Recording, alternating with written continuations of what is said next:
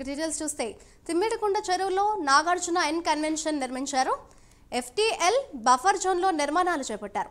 2015లో cine hero Nagarjuna, నల్ల ప్రీతం రెడ్డి సంయుక్తంగా N convention నిర్మించారు. 1.12 ఎకరాలు FTL, 2 ఎకరాలు బఫర్ జోన్ ఆక్రమణకు గురైనట్లు అధికారులు గుర్తించారు. ఎన్ కన్వెన్షన్లో అతిక్రమణలను గుర్తించిన హైడ్రా కూల్చివేతలు షురూ చేసింది. చెరువు కబ్జా అయినట్లుగా గూగుల్ దృశ్యాలు చూపుతున్నాయి.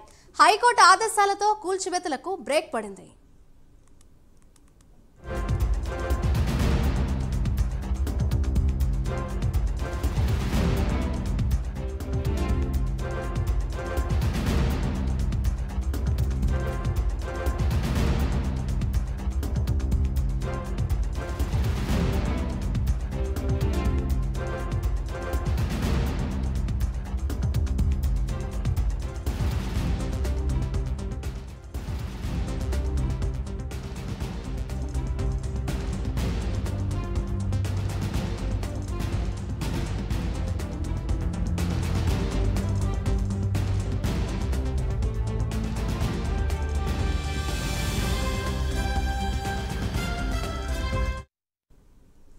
ఎన్ కన్వెన్షన్ కూల్చివేతపై తెలంగాణ హైకోర్టు స్టే విధించింది. ఇదే అంశంపై మరింత సమాచారాన్ని మా ఇన్పుట్ ఎడిటర్ టీవీరావు అందిస్తారు. టీవీరావు చెప్పండి, అటు గూగుల్ ఇమేజెస్ అయితే శాటిలైట్ ఇమేజెస్ ఒకలా చెప్తుంటే అటు హైకోర్టు అయితే ప్రస్తుతం అయితే స్టే విధించింది. ఓవరాల్ గా దీన్ని ఏ విధంగా చూడొచ్చు, దీనికి సంబంధించిన అప్డేట్స్ ఏ విధంగా ఉన్నాయి? అయితే ఎన్ కన్వెన్షన్ ఆక్రమణ లేదంటే సజావుగా జరిగిందా అనేటువంటి దానిపై ఇంకొద్దిగా సమగ్రంగా విచారణ జరపాలి అనే విధంగా న్యాయస్థానాన్ని ఆశ్రయించినటువంటి నాగార్జునకు ఊరటైతే లభించింది. అయితే కనుక అంతకుముందు హైదరాబాదు వ్యాప్తంగా కూడా ఈ చెరువుల కబ్జాలు, నాలాలు కబ్జాలు జరిగాయి. మరి ఇందులో ఏదైతే కన్స్ట్రక్షన్స్ భారీగా కట్టడంతో ఏదైతే హైదరాబాద్ మునిగిపోయేటటువంటి చిన్న వర్షాలకే హైదరాబాదు వరదలు వానలతో మునిగిపోయేటటువంటి పరిస్థితి దాపురించింది. మరి అవే కానీ చెరువులు నాలాలు సక్రమంగా ఉంటే కనుక ఆ నీరంతా కూడా గొలుసుకట్టు విధానం ద్వారా గమ్యస్థానాలకు వెళ్లాల్సిన విధంగా వెళ్ళిపోతాయి. అలా వెళ్ళకపోబట్టే హైదరాబాదులో నీరు నిల్వ ఉండడం, భారీగా నాలాలు ఇవన్నీ కూడా పొంగి పొర్లి హైదరాబాదు ముంపునకు గురవుతుంది. మరి ఈ నేపథ్యంలో మూసీ అలాగే హిమాయత్ సాగర్ ఇటువంటి నదులన్నీ కూడా అన్నిటినీ కూడా అనుసంధానం చేసి ఒక మురుగునీటి వ్యవస్థ కూడా ఒకటి సక్రమంగానే ఉంది. మరి వీటినన్నింటికీ ఏ వ్యవస్థకు ఆ వ్యవస్థ సరిగ్గా పనిచేస్తే ప్రజలకు సమస్యలు ఉండవు అనేటటువంటి కాన్సెప్ట్ను తెలంగాణ రాష్ట్ర ప్రభుత్వం ఎంచుకుంది. మరి ఇందుకు అనుగుణంగానే హైడ్రా అనేటటువంటి ఓ సంస్థను ఏర్పాటు చేసింది. ఆ సంస్థ ద్వారా ఈ శాఖ ద్వారా అన్ని ఆక్రమణలు కూల్చివేయాలని నిర్ణయించింది. ప్రధానంగా హైదరాబాదు వ్యాప్తంగా హైదరాబాదు ఈ రంగారెడ్డి జిల్లాల్లో మొత్తం చూసుకున్నట్టయితే దాదాపుగా 600 చెరువులు గతంలో సాగునీటికి ఉపయోగపడేటటువంటిది. మరి ఇప్పుడు చూస్తే వాటిల్లో ప్రధానంగా ఆక్రమణలకు దాదాపుగా 75% ఆక్రమణకు గురైనటువంటి ప్రాంత ఆ చెరువులు ఏవైతే ఉన్నాయో అవన్నిటిని చూస్తే కనుక 56 చెరువులను ప్రాథమికంగా గుర్తించారు. ఈ 600లో 56 చెరువుల్లో కట్టడాలెన్ని, సక్రమ కట్టడాలెన్ని, అక్రమ కట్టడాలెన్ని, ఈ కట్టడాలు ఏదైతే అక్రమ కట్టడాలు అయితే వాటిపై హైడ్రా పంజా విసిరేందుకు సిద్ధంగా ఉంది. ప్రస్తుతం అదే హైదరాబాద్ వ్యాప్తంగా కొనసాగుతుంది. మరి ఇందులో భాగంగా తుమ్మిడి చెరువులో ఎన్ కన్వెన్షన్ అనేటటువంటి దాన్ని కూడా నిర్మించారు. ఇది 15 ఏళ్లుగా ఈ ఎన్ కన్వెన్షన్ అనేటటువంటి వివాదం నలుగుతూనే ఉంది. అయితే 2015లో ఈ ఎన్ కన్వెన్షన్ అనేటటువంటిది నిర్మాణం పూర్తయిపోయింది.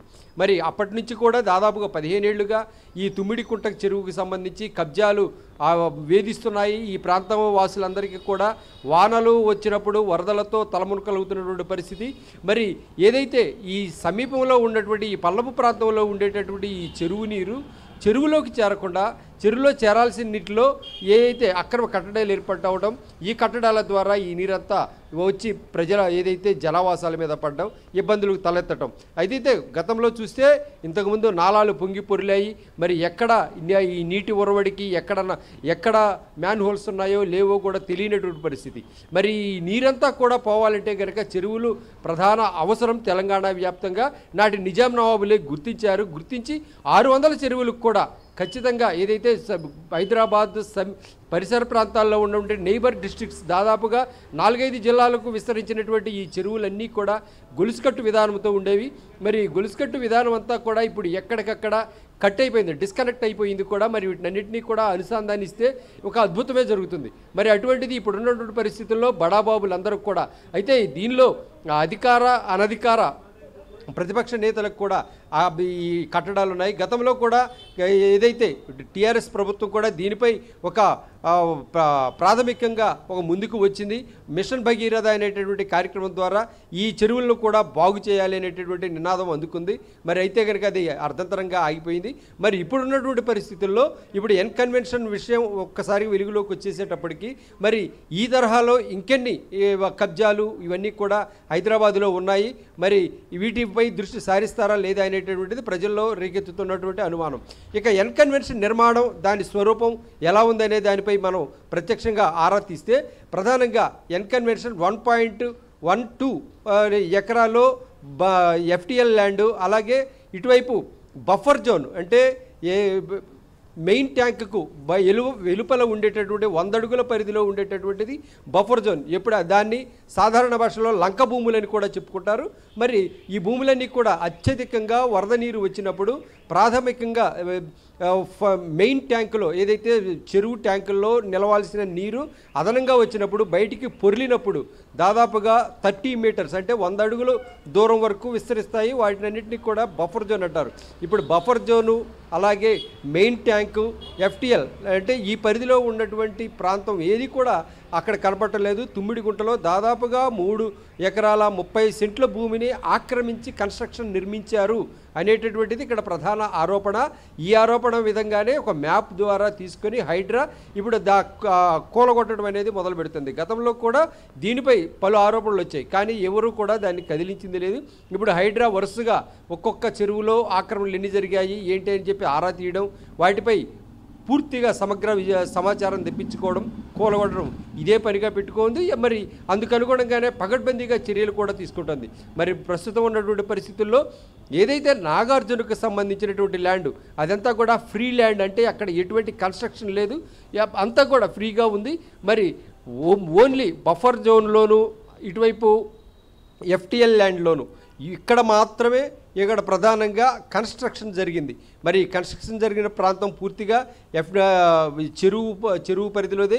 ఈ తుమ్మిడికుంట ఏదైతే దీనికి అంతటికీ కూడా ఒక శాటిలైట్ ఏదైతే నింగికి ఏదైతే నేలకు నింగి సాక్ష్యం అన్నట్టుగా ఏదైతే భూమి మీద ఉన్నటువంటి దీన్ని ఒక శాటిలైట్ చిత్రాల్లో మనం చూస్తే ఖచ్చితంగా ఏదైతే తుమ్మిడికుంట చెరువు నాగార్జున కన్వెన్షన్ రూపంలో ఆక్రమణకు గురైంది అనేటటువంటి ఒక వాస్తవం మాత్రం స్పష్టంగా అక్కడ అర్థమవుతుంది. మరి ఏది ఏమైనా ఇటువంటి భారీ కట్టడం, ఇటువంటి చెరువు ఆక్రమణ, ఇటువంటి వ్యవహారాలన్నీ కూడా తేల్చడానికి న్యాయస్థానాలు సమగ్రంగా విచారించి న్యాయమైన తీర్పు ఇవ్వాలి. కాబట్టి తాత్కాలికంగా అయితే కనుక ప్రస్తుతానికి నాగార్జునకు ఊరట కల్పించే విధంగా న్యాయస్థానం స్పందించింది.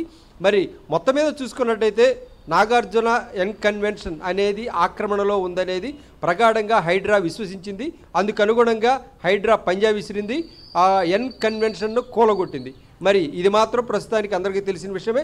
అదే ఇంతటితో ఆగకుండా ఇంకా చాలామందికి సంబంధించినటువంటి అధికార పార్టీకి సంబంధించిన వారైతేనేమి, అలాగే ప్రతిపక్ష పార్టీలకు సంబంధించినటువంటి వారైతేనేమి, వీరందరికీ కూడా ఫామ్ ల్యాండ్స్ దాదాపుగా చెరువుల హిమాయత్ సాగర్ అయితేనేమి, ఇతరత్ర చెరువులు చాలా ఉన్నాయి. ఏదైతే దుర్గం చెరువు అయితేనేమి, ఇటువంటి ప్రాంతాల్లో చాలా ఆక్రమణలు ఉన్నాయి. వీటిపై కూడా హైడ్రా ఖచ్చితంగా చర్యలకు ఉపక్రమిస్తే ప్రజల్లో ఒక విశ్వాసం అనేటటువంటిది బలపడుతుంది అనేది మనం చెప్పుకోవాలి. మాధురి. Right, thank you టీవీరావు.